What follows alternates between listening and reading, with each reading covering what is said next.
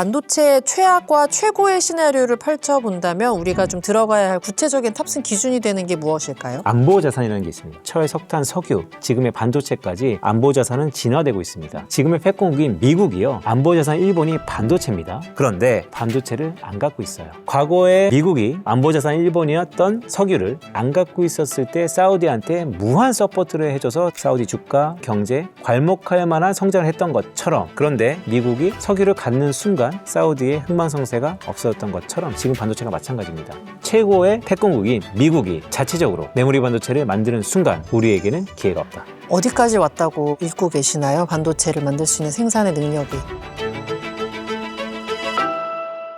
안녕하세요. 학교에서 알려주지 않는 진짜 지식을 전하는 지식인 클래스 박선영입니다. 같은 시장인데 누구는 돈을 벌고 누구는 돈을 잃습니다. 그 차이는 종목보다 투자의 기준이라고 말을 하고 있는데요. 오늘은 왜 주식 고수들은 장기 투자를 권하는지, 돈의 흐름은 어떻게 읽는지, 반도체는 언제 사고 팔아야 하는지 빈센트 위원을 모시고 함께 이야기 나눠보겠습니다. 안녕하십니까? 네, 안녕하세요. 하나증권의 빈센트입니다. 도발적인 질문을 좀 드려보겠습니다. 항상 개미 투자자에게는 좀 장기적으로 봐야 한다. 투자해야 한다. 너는 투기가 아니다. 이렇게 말씀들을 하십니다. 왜 그렇게 말씀하시는 거죠?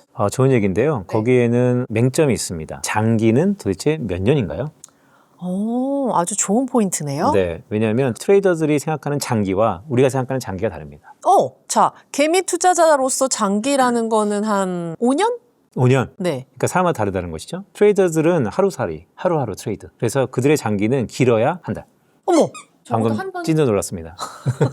그럼 그냥 적어도 한 달 정도는 들고 있어라 이런 말씀이신 거예요? 한 달 동안 들고 있기 힘들다는 거죠. 트레이더들은. 하지만 일반 개인들이 봤을 때는 장기라는 것은 말씀드렸던 것처럼 못해도 1년, 아니면 5년, 아니면 10년. 서로 간의 시계가 좀 다르다는 게 첫 번째 있고요. 두 번째는 장기 투자의 정의부터 다시 한번 내리고 갈까요? 선영 씨가 지금 삼성전자를 30만 원에 사갖고 10년 뒤에 열었는데 3천만 원이 됐어요. 100배 튀겼어요. 그럼 훌륭한 장기 투자입니까? 그럼 돈의 가치가 어떻게 하락했는지도 봐야 될 것 같은데요. 네, 배운 자, 인플레이션. 네, 그게 아니고 어쨌든 올랐다는 건 좋은 것. 그쵸. 근데 저는 그거는 장기 투자가 아닙니다. 오! 그거는 비자발적 투자. 내 자발적으로 하잖아. 맞습니다. 장기 투자는요, 동일한 패턴을 동일하게 계속해서 하는 것이 장기 투자입니다. 예를 들어서 지금 삼성전자를 30만 원에 사서 10년 동안 바라보지 않고 있다가 꺼냈는데 100배 떴다. 이거는 비자발적 투자이고요. 오히려 평균 단가가 100만 원이 되더라도 꾸준하게 매월 아니면 매분기 조금씩 사 나갔다는 것이 장기 투자. 근데 결과는 좋으면 된 거 아닐까요? 아니죠. 처음에 샀고 10년 뒤에 꺼내보는 것과 중간의 여정을 동일한 패턴을 하면서 내가 경험하고 그것을 포지션을 바꿀 수도 있고 안 바꿀 수도 있고, 즉 장기 투자의 성공 여부는요, 계속해서 바라보고 중간중간에 의사결정을 끊임없이 했다라는 것이 장기 투자의 결과입니다. 근데 끊임없이 바라보고 샀다 팔았다 샀다 팔았다 하는 그런 행동이 요즘 장에서 보면 하루는 10% 폭락하고 그 다음날 다시 10% 반등하고 결국은 아무것도 안 하는 자가 안 잃는 장이 더러 보이더라고요. 너무 좋은 말씀이에요. 그런데 사람은요, 자기가 생각하는 대로 들리기 나름이에요. 제가 기본적으로 사자 얘기했지 팔자 얘기 안 했습니다. 장기적으로 꾸준하게 사자. 꾸준하게 적금 넣듯이 사자. 맞습니다. 네, 팔자가 아닙니다.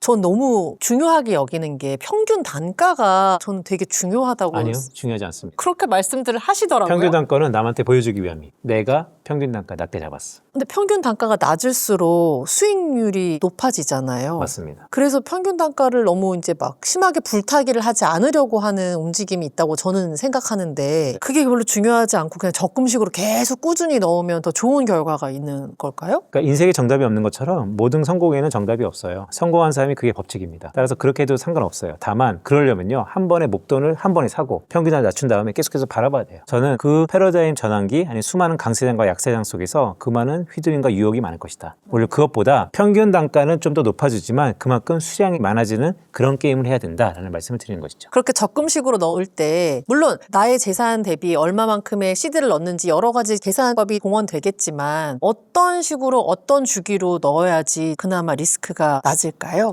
너무나 좋은 질문이에요. 카오스 이론 아세요? 카오스 이론이요. 네. 균형 속에서 불균형, 불균형 속에서 균형. 즉 주기는요, 자기가 그냥 정하면 됩니다. 한 달에 한 번, 두 달에 한 번 생각날 때마다 조금씩. 다만 그 패턴 자체가 좀 정기적이었으면 좋겠다. 자, 그렇다면 지금 이런 장 속에서 많은 분들이 삼성전자와 하이닉스에 먼저 들어가지 못한 분들이 나에겐 또 다른 기회는 없을까? AI만큼 어떤 새로운 모먼트가 없을까라고 많이들 좀 고민을 하고 찾아보시는 것 같아요. AI 다음에 뭐가 오르냐라고 질문 많이 받으실 텐데 뭐라고 답해 주시나요? 그러니까 넥스트 주도주는 무엇이냐라고 똑같은 질문입니다. 근데 좀 정립을 해볼까요? 지금 우리가 자연스럽게 삼성전자와 SK하이닉스, 전자닉스라고 하잖아요. 저는 닉전이라고 합니다. 닉스전자. 자, 그만큼 과거의 패턴과 틀이 좀 바뀌어야 된다는 말씀을 먼저 드리고 싶고요.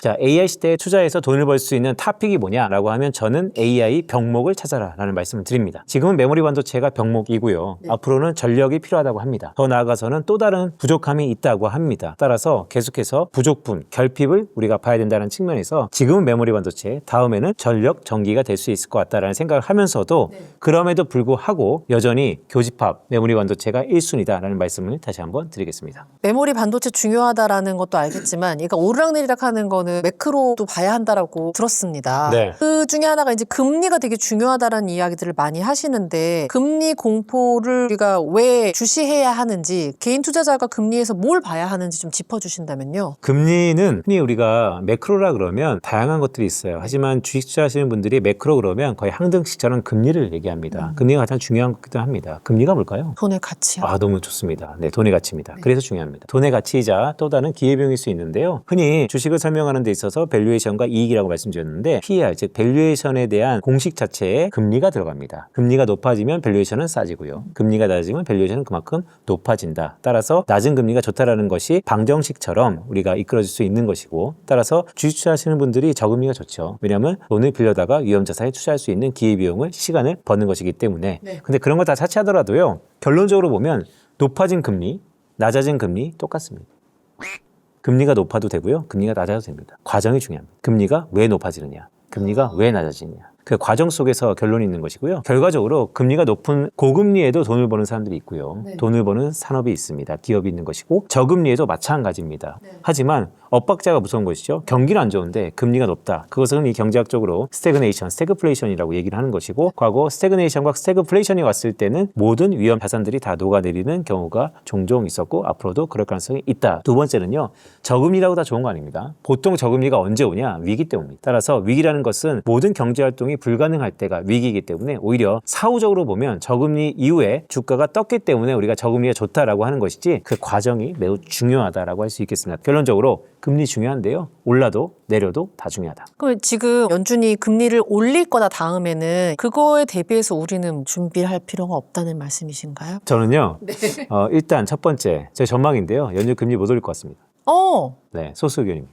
동결했고 다음은 올릴 것이다라는 이야기가 많았는데 빈센트 위원께서는 그렇지 않을 것이다라고 의견을 내시는. 저희 하나증권에도 공식 비율은 이제 금리 인상이에요. 올해 12월 달쯤 연준이 한 차례 금리를 올릴 것이다. 하지만 저는 그렇지 않다라고 보고 있습니다. 않을 가능성도 충분히 우리가 전략적으로 염두해야 된다, 고려해야 된다는 말씀드립니다. 그렇게 보는 여러 가지 이유가 있는데요. 이란 전쟁이 지금 봉합적으로 양해각서를 치르고 있죠. 주말 사이에 맨날 옥신각신하지만 그래도 이란 전쟁 이전과 이후로 놓고 봤을 때 모든 경제 지표 중에서 이란 전쟁 이전으로 회귀한 게 있습니다. 뭐죠? 유가입니다. 유가가 지금 배럴당 69달러 WTI 기준으로 즉 이란 전쟁 이전 수준으로 돌아왔습니다. 그렇다면 이 모든 것은 다 재정립해야 됩니다. 유가 떴다, 물가 떴다, 금리 뜬다. 이 3단 논법에서 이 앞단에 있는 유가가 이제는 내려가고 있습니다. 그렇다면 이 금리 전망도 언젠가는 바뀔 것이다. 그게 제가 보는 첫 번째. 두 번째는 화면에 한번 보시죠. FOMC라는 게 있습니다. 1년에 8번 있고요. 46일에 한 번씩 있는 것인데 미국의 통화정책 결정회의인 것이죠. 6월달 FOMC가 좀 중요해 보입니다. 왜냐하면 연준, 미국의 중앙은행이죠. 수장이 바뀌었기 때문입니다. 파월 의장에서 케빈 워시로 바뀌었기 때문인데요. 케빈 워시가 오자마자 딱 한 게 있습니다. 뭐냐면 리모델링입니다. 전부 갈아엎겠다. 저도 재건축 재개발 되게 좋아하는데요.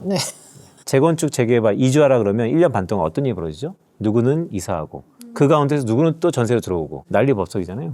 그럴 때 연준 안에서 모든 것을 다 되바꾸겠다 하는 그 리모델링 기간에 연준이 금리를 내리거나 올리거나 결정할 가능성이 적다. 근데 처음으로 취임하고 나서 했던 발표가 금리에 대한 발언을 강력하게 하지 않았습니까? 맞습니다. 네, 금리에 대한 반응. 왜냐하면 지금 현재 현상에 놓고 봤을 때 네. 물가 압력에 대한 인플레이션에 대한 우려가 있었으니까요. 네. 하지만 더 이면에 중요한 얘기가 있습니다. 뭐냐면 전략적 모호성이라는 얘기가 있습니다. 그게 뭐냐면 이런 거예요. 연준을 좀 더 아카데믹하게 말씀드리면 그린스펀 이후에 한 20년 동안 연준은요 시장과 소통하는 데 있어서 우리가 그냥 둘이서 앉아갖고 둘이 결정해서 물가를 올리는 게 아니고 어떠한 지표가 있다. 그게 뭐냐면 최대 고용과 물가 안정, 즉 인플레이션과 고용을 보겠다. 그 두 개의 경제 지표를 갖고 물가가 좀 더 높아지면 금리를 올릴 것이고 고용이 좀 더 좋아지면 다시 한번 경기를 시키기 위해서 금리를 올릴 것이고 등등 이 로지컬한 부분이 있었다는 것이죠. 네. 그런데 케빈 워시는 어떻게 얘기하고 있냐? 이제는 시장과 투명하게 소통하는 것이 오히려 통화 정책을 피는 데 있어서 마이너스다. 왜냐? 시대가 바뀌었다. 그동안 저금리 시대, 디플레이션 시대에서는 시장과 소통하고 투명하게 하는 것이 훨씬 정책의 목적을 달성하는 데 맞았다. 하지만 지금은 바야흐로 인플레이션 시대다. 이제는 너무나 시장과 투명하게 소통하다 보면 리서치 마켓이라는 시장이 다양한 오해를 하게 되고 그게 정책을 피는 데 있어서 오히려 마이너스다. 그래서 백투 베이지 1970년도에 좀 더 불친절했었던 연준으로 회귀하겠다. 그게 전략적 모호성. 이제는 블랙박스 안으로 들어간다는 것입니다. 따라서 앞으로 미국 중앙은행에 대한 정보에 대한 불확실성이 매우 높아질 거고요. 네네네. 그전에는 친절했다가 갑자기 사람이 불친절하면 어떻게 되죠? 오해하죠. 그런 오해가 금리 인상에 대한 오해입니다. 아우. 네. 네, 갑자기 찐반응. 제가 사실 이런 질문을 드려야 하나 저는 좀 미안한 마음, 죄송한 마음이 좀 앞서긴 합니다만 하이닉스랑 삼성전자 언제 팔아야 하나요? 진입 시점에 따라 달라요. 1년 전에 저랑 소통했던 분들은 40만 원대, 30만 원대 SK하이닉스를 처음에 운이 좋게 매수할 수 있었을 겁니다. 그렇다면 지금 거의 10배거죠. 그런 분들에게 지금 파는 것이 무슨 의미가 있을까? 팔고 싶을 때 팔면 됩니다. 하지만 최근에 들어왔던 분들이 내가 평균 단가 높기 때문에 이제 불안한 것이죠. 흔히 댓글 중에 이런 게 많잖아요. 내가 비즈니스를 이제 알았다니. 점점점 등등등. 그래도 지금부터 아는 것도 중요합니다. 네. 어쨌든 그래서 제가 이런 말씀 드릴게요. 결국 질문에는 뭐가 있냐면 지금의 추세가 꺾였냐, 즉 강세장이 끝난 것이냐, 네. 아니면 과거의 위기가 답습한 것이냐로 귀결되는 질문입니다. 왜냐하면 강세장이 꺾였으면 지금 손해를 보더라도 팔아야죠. 떠나야죠. 하지만 강세장이 꺾이지 않았다면 IT 버블 때를 한번 말씀드려 볼까요? 매출 증가율과 영업이익률이라는 게 있습니다. 계속해서 물건을 팔면서 매출은 늘어나지만 영업이익, 마진이 줄어드는 경우가 있습니다. 그게 위기의 신호였습니다. IT 버블 때는 물건을 계속해서 팔면서 매출이 증가합니다. 하지만 옛날에는 100만 원 남겼던 게 80만 원, 70만 원, 나중에 그게 영마진 나가면서 결국 고점이었습니다. 그렇기 때문에 이번에 마이크론 시적에서 84.9%, 85%의 마진, 여기에 우리가 기본적으로 가장 큰 점수를 줬는데요. 매출은 당연히 증가하는 거고 그 안에 영업이익률이 계속해서 증가할 수 있느냐가 가장 중요한 잣대 중에 하나다라는 말씀을 드리면서 이런 거죠. 두 가지입니다. 하나는요. 영업이익률과 매출이 동시에 일어나는 거예요. 팔면 팔수록 훨씬 더 많은 마진을 형성하는 것이죠. 지금이 메모리 반도체 업체가 그런 겁니다. 왜냐? 쇼티지, 병목, 부족하기 때문에 부르는 게 값이라는 것이죠. 그런데 어느 순간 이 마진은 꺾일 거예요. 왜냐면 뒤에도 말씀드리겠지만 칩플레이션. 반도체 가격이 너무 비싸다 보니까 이제는 AI 노트북 1,000만 원 한다는 거 아닙니까? AI 셀폰 400만 원 한다는 거 아닙니까? 그러다 보니까 결국 마진이 무너질 거다. 그런데 마진이 살짝 둔화됐을 때 우리는 다시 한번 평가해 봐야 됩니다. 예를 들어서 85%의 마진이에요. 100을 팔면 85가 남아요. 근데 그게 83이 됐어요. 낮을까요? 저는 엔비디아가 보였던 것처럼 마진이 85, 84 왔다 갔다 하는 이 적정 수준의 마진을 유지한다면 상당히 높은 점수를 줄 것이다 라고 보고 있습니다. 그래서 지금은 어느 시대냐? 지금은 엔비디아를 위시한 마이크론과 삼성전자, SK하이닉스가 계속해서 마진이 계속해서 높아지는 시기에 있다. 아직까지는 강세장. 아직까진 강세장. 잘 써놔야겠다. 아직 못 올라탄 분들에게 지금이라도 올라타라라고 말씀을 주셨는데 그래도 조금 주가가 너무 부담스러워서 나는 아직 조금 덜 뜬 제2의 반도체를 찾고 있다라는 분들에게 해주실 말씀 있을까요? 네, 제2의 반도체는 없고요. 부담스럽다는 것은 보여지는 가격 때문입니다. 100만 원의 주식이요. 비싼 주식인가요? 1,000만 원의 주식이 비싼 주식인가요? 좀 다른 겁니다. 겉으로 보이는 가격이 높다고 비싼 주식이 아닙니다. 결국 그 이면에 기업이 얼마나 돈을 버는가, 결국 실적이 매우 중요하다. 뒤에도 좋은 주식과 나에게 맞는 주식 그런 게 있는 것처럼 100만 원짜리 주식이 1,000만 원짜리 주식보다 비싼 주식일 수 있고요. 1,000만 원짜리 주식이 100만 원짜리 주식보다 더 싼 주식일 수 있다. 이런 고민을 하시는 분들의 이유는 나의 시드가 그렇게 크지 않으니 지금 이 시드로 늘려갈 수 있는 어떤 그 출발점을 좀 찾고 계시는 거죠. 그런 분들에게 혹시 해줄 수 있는 조언이나 산업을 좀 봐라라고 말씀을 주실 게 있을까요? 너무 좋은 말씀인데 제가 여러분들을 응원합니다. 그래도 뼈 때리는 말씀을 드리면 시드를 넓히세요. 정해진 시드로는 힘듭니다. 그래서 계속 투자를 잘하려면요, 근로소득도 매우 중요합니다. 빈센트 위원님께서 실적이 가장 중요하다라고 거듭 강조해주고 계시는데 실적이 좋으면 좋은 기업이라고 볼 수 있는 건 맞죠? 네. 그럼 좋은 기업이면 좋은 주식이라고 믿고 사야 하는 게 맞나요? 그러니까 이제 필요 정보가 충분 조건인데요. 기본적으로 기업이 돈을 벌어야 됩니다. 돈을 벌어야지 평가도 달리 받을 수 있는 기회가 제공되는 것이고, 네. 좋은 일하는 것은 결국 계속해서 돈을 꾸준하게 벌 수 있는 것인가가 좋은 기업의 가장 백본이 되는 것일 겁니다. 실적이 매우 중요하고요. 다만 좋은 주식이냐, 이거는 또 다른 말일 수는 있습니다. 기업과 주식이 주식시장에서의 어떻게 평가받고 있느냐가 매우 중요해 보입니다. 좋은 기업, 돈을 계속 번다 하더라도 좋은 주식, 나에게 시세를 내는 주식이 아닐 수 있습니다. 현대자동차의 지난 10년을 회고해 볼까요? 현대차가 계속해서 돈을 벌었습니다. 하지만 주가는 박스피에서 변동했습니다. 네. 현대차가 나쁘다는 건 아닙니다. 그래 본 이유가 뭘까요? 기본적으로 시장이 기대하는 기대감보다는 괄목할 만한 성장세가 있었지 않았다. 성장산업이냐, 성숙산업이냐. 성숙산업에 있는 기업은 계속해서 돈을 법니다. 하지만 주식시장은 성숙보다는 성장하는 그런 모멘텀에 좀 더 부가, 밸류가 있다. 근데 현대차 같은 경우는 지금 피지컬 AI 쪽으로 좀 더 확장해서 뭔가 주식도 더 오르지 않을까라는 기대가 많지 않았습니까? 너무 좋은 말씀입니다. 자, 현대차를 다시 보자. 왜냐? AI 시대의 넥스트 AI로서 피지컬 AI, 로봇을 위시한 현대차가 중심에 쓸 것이다. 실제 JP 모건은 글로벌 로봇 밸류체인 속에서 현대차가 중심의 역할을 할 것이다 라는 얘기를 하죠. 결국 자동차가 아니고 로봇입니다. 자동차는 성숙, 로봇은 성장. 성숙보다 성장. 스티븐 스필버그가 사람을 많이 배려놨습니다. 자동차가 막 로봇 되는 것처럼 막 그래가지고 될 수 있는 세상 오는 거 아닙니까? 요원해 보입니다. 이런 건 어떻게 생각하시나요? 저는 갑자기 이런 전략이 좀 떠올랐습니다. 네. 현대차가 어쨌든 성장의 단계로 가려는 거잖아요. 어찌 보면 피지컬 AI는 앞으로 성장할 산업이니까 조금 시간이 걸리더라도 기회비용을 약간 치르더라도 지금 현대차를 믿고 많이 들어가는 거는 좋은 전략일까요? 그 안에 셈법이죠. 여전히 탄탄한 기업입니다. 네. 하지만 지금의 미래는 로봇에 대한 피지컬 AI에 대한 밸류가 있다. 그러면 그것이 정당화하는 데는 시간이 걸릴 겁니다. 네. 얼마나 걸릴지는 본인의 선택. 기회비용을 치를 것이냐 아니면 믿고 계속 숙성시킬 것이냐. 맞습니다. 자신의 선택이다라고 말씀을 주셨습니다. 그러니까 미래에 대한 성장에 대한 기대가 나는 기본적으로 로봇 시대가 반드시 올 거다. 일론 머스크가 항상 우리의 생각보다 그들의 상용화 시기를 단축시켜 왔다. 그랬다면 현대차를 사세요. 다만 그럼에도 불구하고 내가 그 기다리는 동안에 너무나 변수가 많고 내일도 모를 것을 계속해서 1년, 2년 투자하기에는 기본적으로 내 성향이 아니다 라고 하면 메모리 반도체를 사세요. 저는 그 말이 너무 와닿았습니다. 돈을 벌 수 있는 주식은 결국 궁합이 맞아야 한다. 그렇죠. 지금도 그 말씀과 좀 통하는 말인 것 같아요. 맞습니다. 사람 간에 인연이 있는 것처럼 주식과에도 인연이 있습니다. 선영 씨는 인생에서 가장 나에게 궁합이 잘 맞았던 기업이 있나요? 기업이요? 딱히 그러고 보니까 없네요. 그러니까요. 그게 있어야 됩니다. 나만의 주식 찍어주세요. 찍어달라고요? 네. 여주사. 여전히 주소주를 사라. 알겠습니다. 개미 입장에서 또 하나 질문을 제가 드리자면 결국 이 기준이 무엇이냐라는 거일 텐데요. 반도체의 최악과 최고의 시나리오를 펼쳐본다면 우리가 좀 들어가야 할 구체적인 탑승 기준이 되는 게 무엇일까요? 이거는 제가 좀 심오하게 좀 말씀드려볼까요? 안보 자산이라는 게 있습니다. 네. 안보와 자산을 묶었습니다. 간단히 얘기하면 제가 글로벌 패권 역사 200년을 리서치해보니까 지금의 패권국이요. 패권의 지위를 유지하는 이유가 있더라고요. 그것은 안보 자산을 소유한 사람이 항상 패권국이었습니다.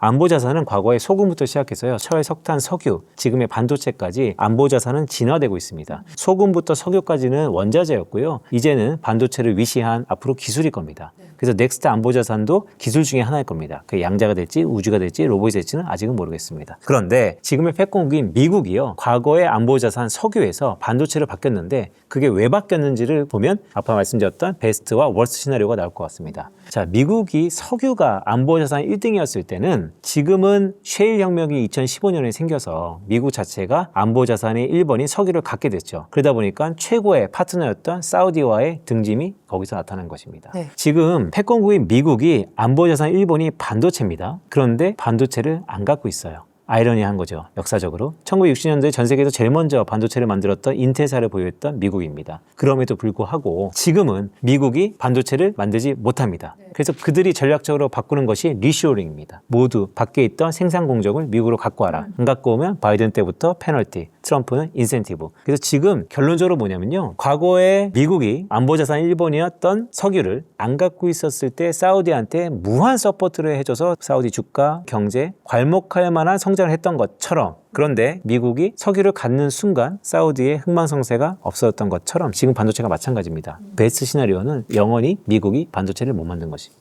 미국이 반도체를 못 만들면요, 우리의 지금 골든타임, 계속해서 엔비디아, 젠슨왕이 아마 이틀에 한 번씩 한국에 올 겁니다. 스티븐 잡스뿐만 아니고 일론 머스크가 이틀에 한 번씩 한국에 올 겁니다. 왜냐? 그들이 안 갖고 있기 때문에. 즉 우리가 계속해서 병목 형성과 쇼티지를 향유할 것이고요. 월스 케이스는 뭐냐면 최고의 패권국인 미국이 자체적으로 메모리 반도체를 만드는 순간 우리에게는 기회가 없다. 거꾸로 얘기하면 그들이 못 만드는 초격자의 지위를 우리가 유지한 한 우리의 기회는 영원하다. 지금 미국이 그러면 반도체를 만들려고 노력은 하고 있나요? 아니면 이미 너무 늦었다고 생각이 들기 때문에 사우디의 도움을 받았던 것처럼 그런 식으로 아예 스탠스를 유지를 하고 있는 건가요? 너무 좋은 질문인데요. 이중 전략을 다 하고 있습니다. 하나는 구글이 삼성전자 SK하이닉스에 러브콜을 보내면서 우디랑 협업을 하면서도 인텔사는요, 트럼프가 없었으면 망했을 겁니다. 즉 계속해서 자국 기업인 인텔을 밀어주고 있는 것, 마이크론을 밀어주는 것도 거기에 복선에 깔려있는 전략이다. 어디까지 왔다고 읽고 계시나요? 반도체를 만들 수 있는 생산의 능력이. 아직까지 HBM 3, 4, 4E는 그들이 못 만든다. 중국이 새로운 경쟁자로 급부상하면 어쩌나라는 게 그런 생각이 있었거든요. 사실 과거 같으면요, 이미 중국 업체가 그들과 협약을 했겠죠.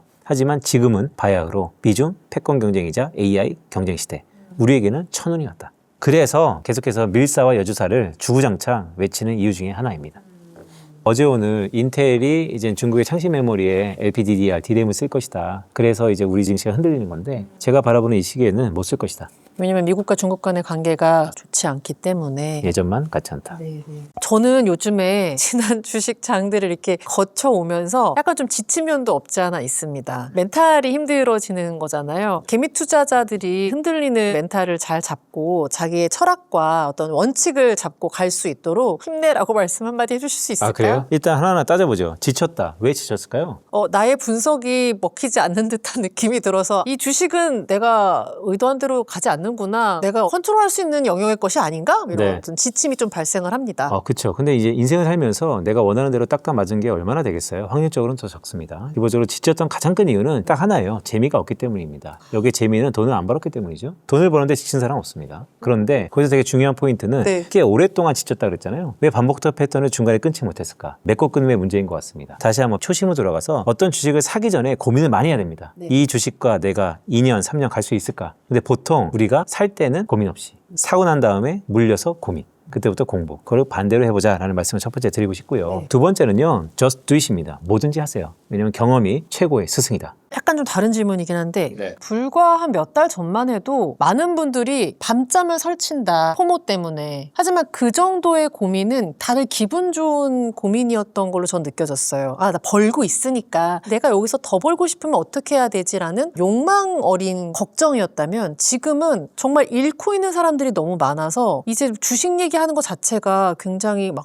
화를 불러일으키는, 불과 몇 달 전과는 다른 포모에 시달리는 분들이 많은 느낌이거든요. 이런 불장 속에서도 벌지 못하는 사람이 있습니까? 서영 씨가 제대로 봤어요. 왜냐하면 그동안은 우리가 저녁자리 하다 보면 중간에 디베이트와 서로 간에 치열한 공방이 있어도 다 해피엔딩이었어요. 왜냐? 돈을 다 벌었으니까. 네. 근데 지금은 약간 패가 갈리는 것 같아요. 왜냐하면 버는 사람은 많이 벌었고요. 못 번 사람은 상당히 수익이 안 나고 있습니다. 그게 왜 그러냐면 뒤늦게 탑승한 분들이 많다는 겁니다. 결국 이 변동성이라는 것을 간과한 거죠. 변동성은 주식시장에서 위험입니다. 위험은 또 다른 기회이고요. 거기에 정답이 있습니다. 뭐냐면 그것은 절대적 상대평가로서 포모는 늘상 있어요. 그럼에도 불구하고 내가 뒤늦게 탑승했다라는 것은 원래 주식이라는 건 성장산업을 꾸준히 모아가는 겁니다. 제가 장기 투자라는 말씀드렸죠. 지금 샀는데 떨어졌어요. 오늘 샀는데 내일 떨어져. 그럼 기분 어떠세요? 나쁘죠? 하지만 긍정의 마인드는 이런 겁니다. 어차피 계속해서 살 거 더 싼 가격에 살 수 있겠구나. 기본적으로 모든 거는요, 긍정의 마인드가 세상을 바라보는 눈이다라는 말씀드리고, 단 거기에 가장 중요한 밑거름의 백본이 있죠. 과연 내가 선택한 이 기업이 성장하는 기업인가? 그렇기 때문에 주식은 사기 전에 고민하고 공부해야 된다는 말씀을 그래서 드린 겁니다. 만약에 성장하는 거대 상승기로서 85년도에도 5년 동안 7배의 주식과 지수의 시세가 나는 것처럼 지금 이런 강세장에서의 성장하는 산업이다라고 한다면 저는 밀리면 언제든 사라. 그러면 절대로 하지 말아야 할 것들은 또 뭐가 있을까요? 무지성 투자죠. 무조건 누가 사란다고 사거나 맞습니다. 공부 안 하고 사고 막 이런 거요. 맞습니다. 물론 사는 것도 개인의 능력이고 개인의 선택이지만 선택에는 항상 책임이 따르다는 것. 마지막으로 구독자분들이 오늘부터 당장 써먹을 수 있는 구체적인 실천 기준 하나를 좀 딱 말씀해 주신다면요? 네, 지금은 좀 더 인내심을 갖고 바라볼 시기입니다. 제발 말씀드립니다. 장기 투자. 장기 투자라는 것은 한 번 사놓고 10년 뒤에 꺼내는 게 아니고요. 매번 반복된 패턴을 꾸준히 사 모아가는 것. 지금은 제가 안보자산이라는 말씀도 드렸잖아요. 많은 패러다임의 전환기입니다. 앞으로 AI 시대의 병목을 쫓아가야 되는데 다행스럽게 한국의 굵직한 선두기업들이 그 병목의 가장 중심에 있다. 따라서 소외되었기 때문에 아니면 그동안 안 올랐기 때문에 바라보는 소외되는 건 다 그만한 이유가 있다. 오히려 추세를 믿어라 라는 말씀도 드리겠습니다. 저는 왜 주식을 보면서 이렇게 인생의 지침서 같은 느낌이 드는지 모르겠습니다. 주식이니까요. 매일 먹는 겁니다. 오늘의 내용이 흔들리는 주식시장 속에서도 한 발 앞서 판단하는 데 큰 도움이 됐길 바랍니다. 고맙습니다.